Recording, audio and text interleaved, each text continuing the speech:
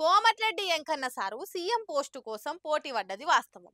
రేవంత్ సార్కు సీఎం పదవిస్తే కొద్దిగా కలుక్కుమన్నది వాస్తవం అని ఆయన అభిమానులు చెప్తుంటారు.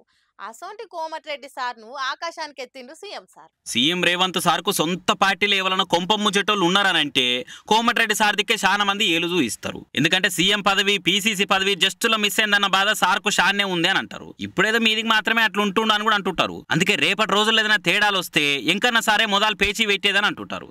అసొంటి ఎంకన్న సార్ను మొగుల మీదకి ఎక్కించిండిగా సీఎం సారు. వాస్తవంగా నాతో పాటు ఎవరైనా ముఖ్యమంత్రి పదవికి అర్హత ఉందంటే అది కోమటిరెడ్డి వెంకటరెడ్డి గారికి అని చెప్పి నేను మనస్ఫూర్తిగా చెప్తున్నా.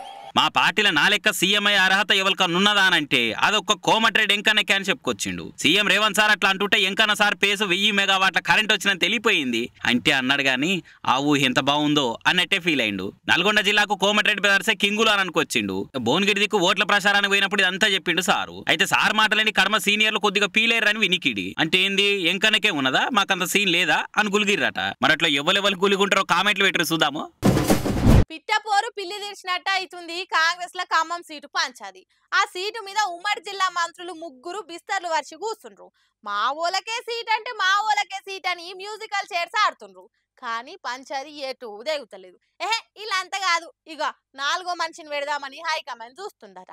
అందుకే ఈ సీటు పంచాది ఇప్పుడు హైదరాబాద్ వయా ఢిల్లీ టు బెంగళూరు చేరిందట. ఓ దిక్కు నామినేషన్ల గడువు దగ్గర పడుతున్నది. ఇంకో దిక్కు ఖమ్మం జిల్లాల క్యాండిడేట్ ఎవరో తెలుసకుండా కాంగ్రెస్ వాళ్ళు మళ్ళా గులాలు పడుతున్నారు. ఎవరు నిలబెట్టే ముచ్చట మీద ఢిల్లీనే పీట ముడిదేగలేదు. ఇప్పుడు ఖమ్మం ఎంపీ సీట్ పంచాది మళ్ళా బెంగళూరుకే డీకే సార్ ఇంట్లోకి చేరింది. పొంగులేటి సీన్ సార్ తమ్మునికి ఇప్పించుకోనికి ఆయన తనలాడుతున్నాడు. అటు తుమ్మల కొడుకుకి ఇప్పించుకోనికి ఆయన తహతహలాడిపోతున్నాడు. ఇటు డిప్యూటీ సీఎం బట్టి సార్ల ఇంటామెక్ సీట్ ఇవ్వాలని ఆయన అడుగుతున్నాడు. వీళ్ళ దాంట్లో ఎవరికి ఇచ్చినా నెత్తినొప్పే అనుకోని సీఎం రేవంత్ రెడ్డి ఆయన పాత దోస్తు నిజామాబాద్ లీడరు మండవ వెంకటేశ్వరరావుకు ఇప్పించుకుందామని నిగ్రహం చేసిండు. కానీ ఖమ్మం కాంగ్రెస్ లీడర్ అడ్డు ఆయనకు సపోర్ట్ ఇచ్చేదే లేదని సాప్ సీదా అన్నారట.